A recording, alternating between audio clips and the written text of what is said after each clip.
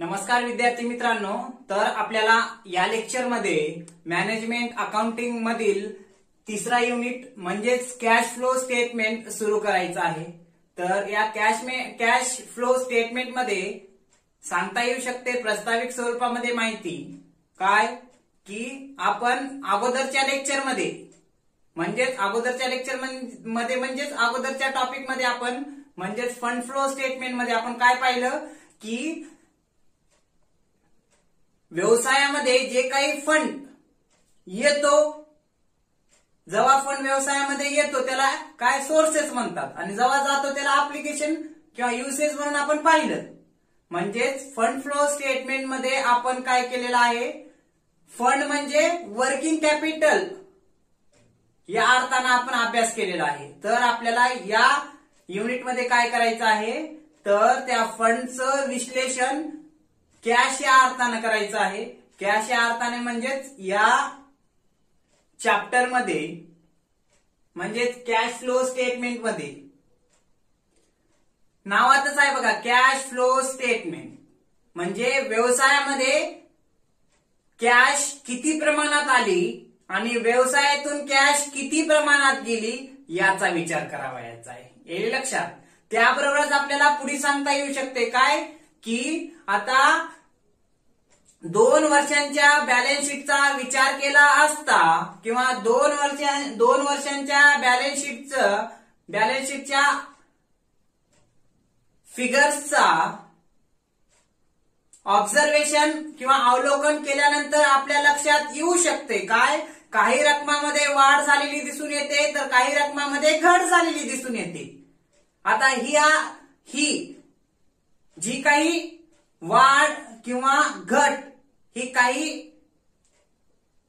रकमामध्ये आपल्याला दिसून येते, हे कशामुळे हो, तर ही रकमामध्ये वाढ किंवा घट त्या खात्याचे व्यवहार झाल्यामुळं त्या रकमामध्ये वाढ किंवा घट झालेली आपल्याला दिसून येते, हे लक्षात। म्हणजेच काय, बॅलन्स शीट मध्ये आपण 2 वर्षाच्या बॅलन्स शीटचा विचार केला, अवलोकन केलं किंवा ऑब्झर्वेशन केलं, बघितलं की काय काही ऍसेट मध्ये वाढ झाली तर काही एका वर्षामध्ये वाढ झाली तर दुसऱ्या वर्षामध्ये घट झाली। हे कशावरून, तर त्या खात्यावरती काय त्या खात्यांचे व्यवहार झालेत म्हणून एक तर रकमा वाढलेल्या दिसतील किंवा एक तर रकमा घटलेल्या दिसतील। रोख प्रवाह विवरण किंवा कॅश फ्लो स्टेटमेंट म्हणजे व्यवसायामध्ये जे काही कॅश येते किंवा व्यवसायातून जी काही कॅश जाते यांचा विचार करावायचा आहे आपल्याला। कॅश फ्लो स्टेटमेंट मध्ये जे काही कॅश मुळे व्यवसायाच्या स्थितीवर किंवा जे काही व्यवसायाची फायनान्शियल पोझिशन असते त्या फायनान्शियल पोझिशनवर काय परिणाम होत आहे हे आपल्याला या लेक्चर मध्ये किंवा मग ह्या टॉपिक मध्ये आपल्याला अभ्यासता येईल। कॅश फ्लो स्टेटमेंट मध्ये काय केलं जाते, फक्त कॅश ट्रान्झॅक्शनचाच विचार करण्यात येतो, इतर ट्रान्झॅक्शनचा विचार करण्यात येत नाही, हे लक्षात।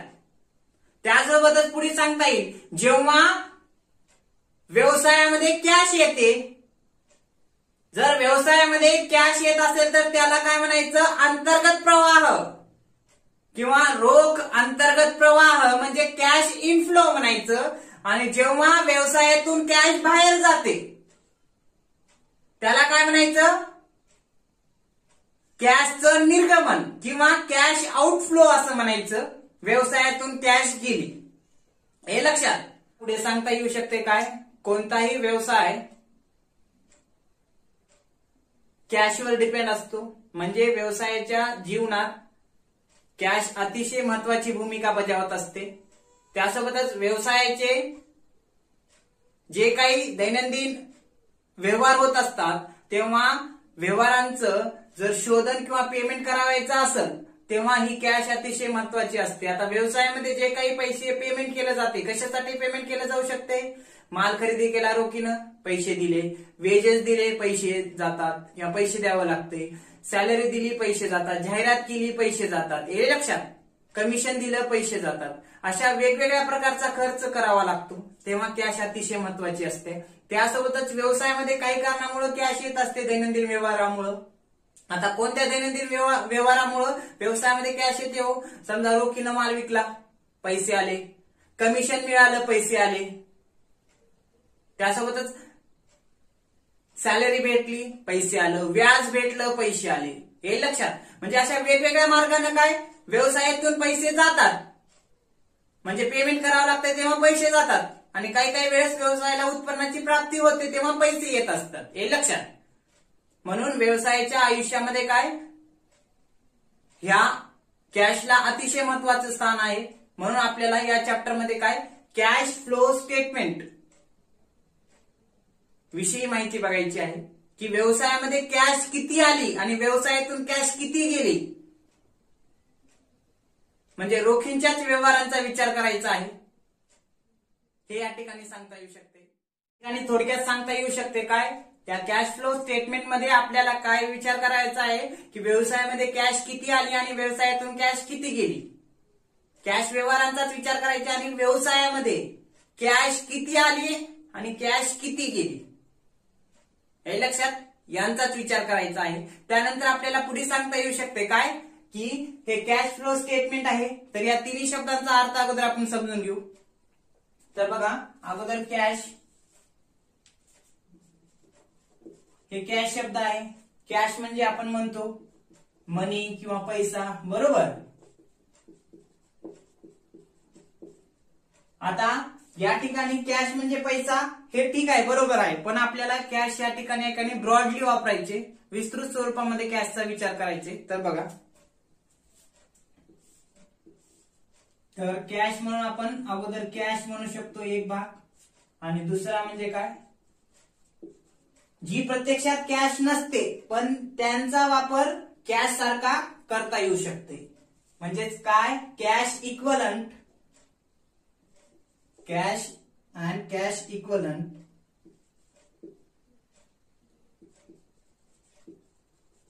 Cash and cash equivalent. आता कॅश तुम्हाला माहिती आहे, रोख पैसा, कॅश इन हँड म्हणतो ते. आता कॅश इक्वलंट मध्ये आपल्याला सांगता येऊ शकते काय, जे प्रत्यक्षात कॅश नसते पण त्याचा आपण वापर कॅश वरून करू शकतो. तर बघा, हे सांगू याच्यात अगोदर, बँक बॅलन्स, हे लक्षात, ह्याच्यात ते डिपॉझिट असतील,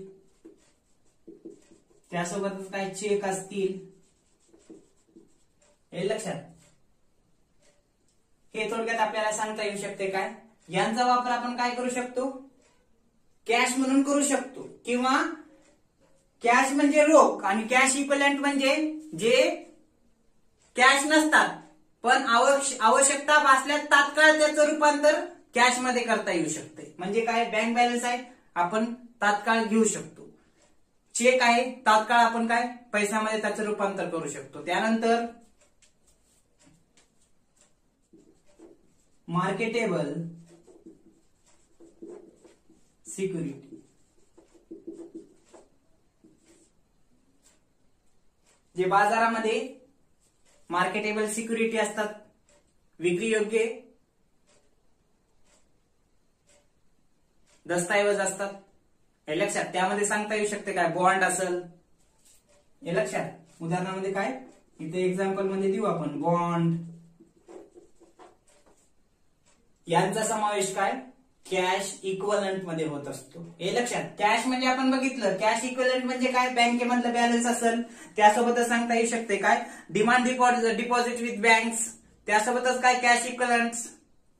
कॅश इक्वलंट म्हणजे short term liquidity, short term liquidity म्हणजे जे तात्काळ आपल्याला कॅश मध्ये कन्वर्ट करता येते, अशांना काय म्हणायचं, कॅश इक्वलंट म्हणायचं, हे लक्षात. म्हणजे बँकेतलं बॅलन्स आहे, बँकेतलं डिमांड डिपॉझिट असेल, चेक असेल, हे लक्षात. तात्काळ आपल्याला काय कॅश मध्ये कन्वर्ट करता येते. त्यासोबतच काय मार्केटेबल सिक्युरिटीज असतील, म्हणजे काही पत्रे, काही बॉन्ड्स वगैरे काय ते तात्काळ 48 तासासाठी आपण एकाने घेऊ शकतो.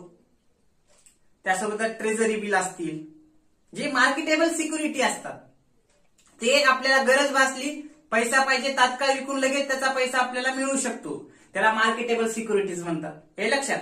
अशा सर्वांचा समावेश काय या कॅश मध्ये होतो. हे लक्षात. कॅश म्हणजे कळालं. त्यानंतर आपल्याला काय बघता येईल, फ्लोचा विचार करू. हे लक्षात. फ्लो बघा या ठिकाणी.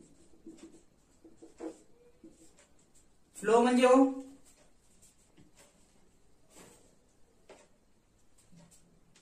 चेंजेस इन कैश और कैश इक्विवेलेंट.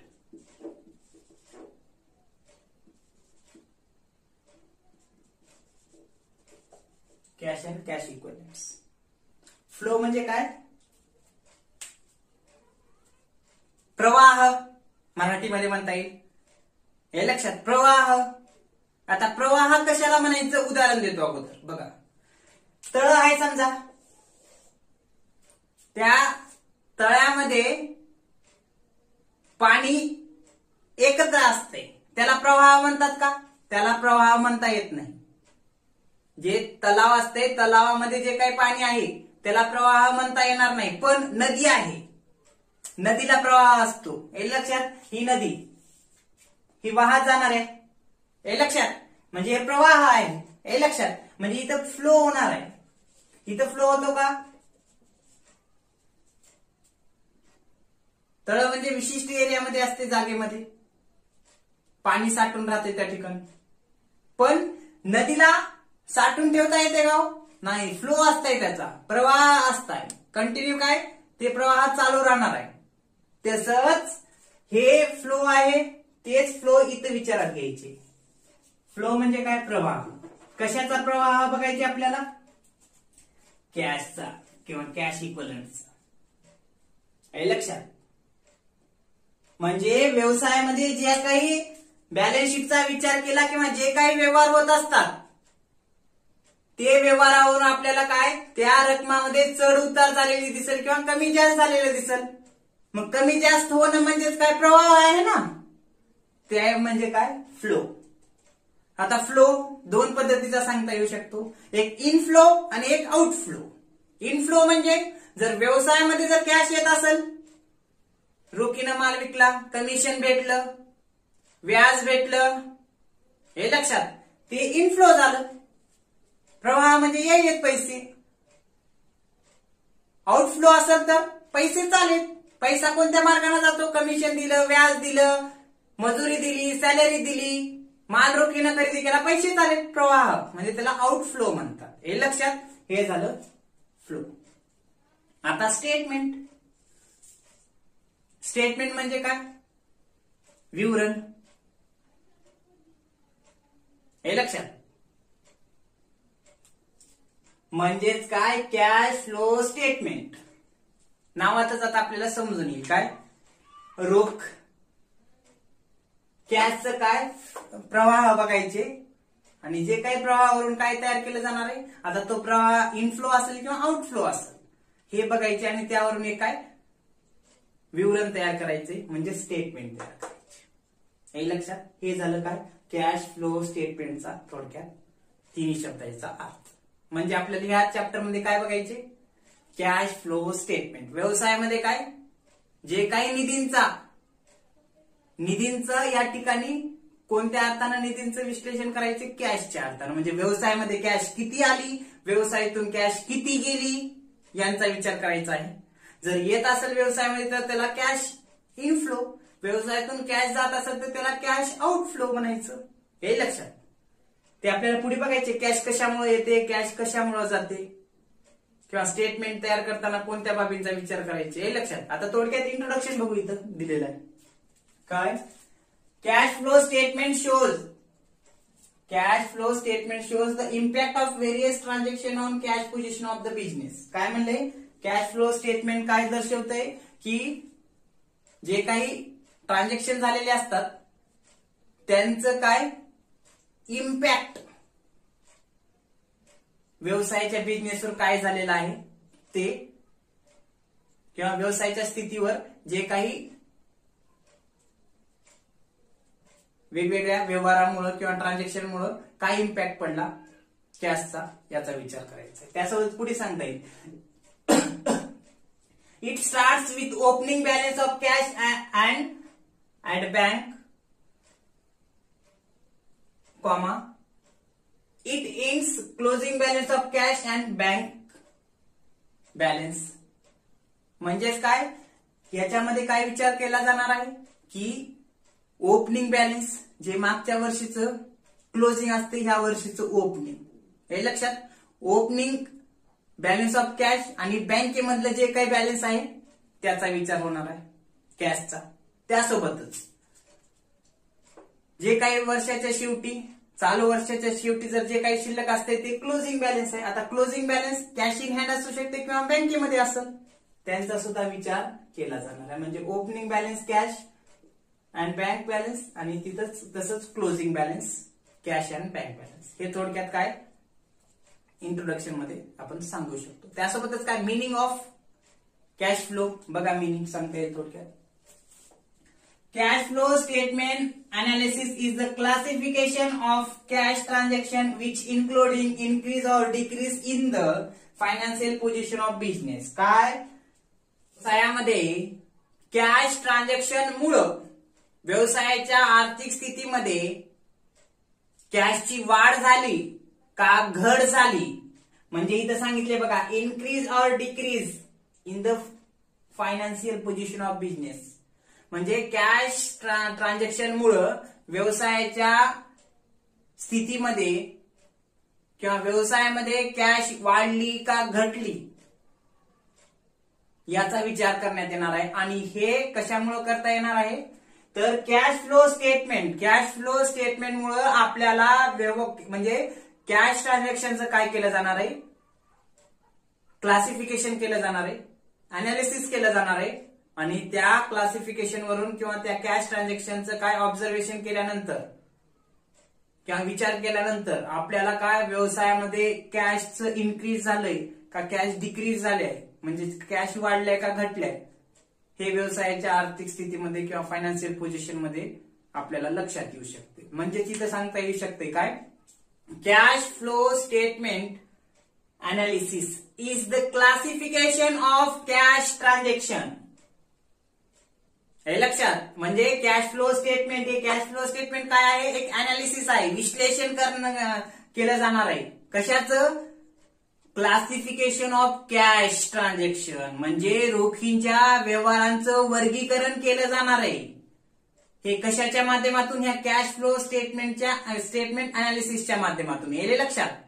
म्हणून या ठिकाणी थोडक्यात आपल्याला सांगता येऊ शकते काय की व्यवसायाच्या आर्थिक स्थितीमध्ये किंवा व्यवसायामध्ये जे काही रोखीचे व्यवहार होतात ते रोखीचे व्यवहार झाल्यानंतर व्यवसायामध्ये कॅश वाढली का घटली हे कशाद्वारे वर्गीकरण केलं जाणार आहे तर या कॅश फ्लो स्टेटमेंटमुळे केलं जाणार आहे. त्यानंतर पुढे लगेच सांगता येऊ शकते cash coming or going, it means receiving or paying off cash. Cash going और रिसिव्हिंग म्हणजे कॅशचं काय, व्यवसायातून जाणं किंवा व्यवसायामध्ये येणं, त्याला आपण काय म्हणू शकतो, it means receiving of cash and paying off cash. म्हणजेच काय, कॅश किती आली, कॅश किती भेटली किंवा कॅश किती भेटत आहे त्या कॅश ट्रान्झॅक्शन मुळे ते एक. आणि त्यासोबतच काय, व्यवसायामधून कॅश व्यवहार झाल्यामुळं पैसे किती जात आहेत, म्हणजे पेइंग किंवा पेमेंट किती जात आहे याचा सुद्धा विचार केला जाणार आहे. हे लक्षात. म्हणून या ठिकाणी एकत्रितरित्या सांगता येऊ शकते काय, हे इंट्रोडक्शन आणि मिनिंगच्या माहितीवरून की कॅश फ्लो स्टेटमेंट म्हणजे हे असं स्टेटमेंट आहे की जे व्यवसायामध्ये रोखीचे व्यवहार होतात, त्या रोखीच्या व्यवहारावरून व्यवसायामध्ये कॅशचं इनफ्लो आहे का आउटफ्लो आहे, त्यासोबतच काय व्यवसायाची फायनान्शियल पोझिशन काय आहे, हे सर्व कशावरून तयार केलं जाणार आहे किंवा कशावरून लक्षात येणार आहे तर कॅश फ्लो स्टेटमेंट म्हणून. म्हणजे या कॅश फ्लो स्टेटमेंट मध्ये फक्त रोखीचाच विचार केला जाणार आहे, कॅशचाच विचार केला जाणार आहे. हे लक्षात.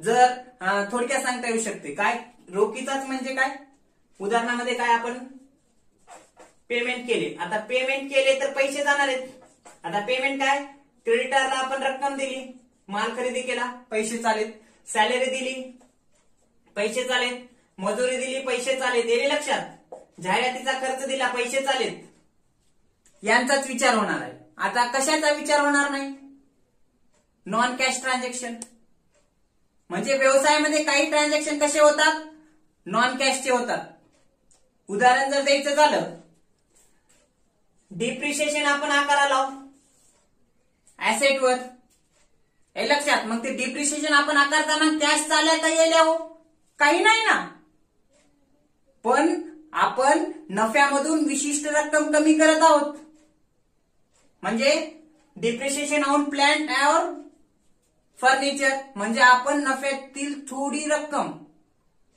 कमी करत आहोत डिप्रिशिएशन ऍक्च्युअल इनफ्लो आहे का आउटफ्लो आहे का काहीच नाही ना काही रक्कम काय आपण त्या ऍसेटची झीज झाली म्हणून आपण काय करतो नफ्यातून कमी करतो म्हणजे आपण काय करतो जे काही प्रॉफिट अँड लॉस अकाउंटच्या डेबिट साईडला डिप्रिशिएशन दाखवतो हे लक्षात तेव्हा कॅश चालय का किंवा कॅश येईल का नाही ना त्यासोबत डिस्काउंट घ्या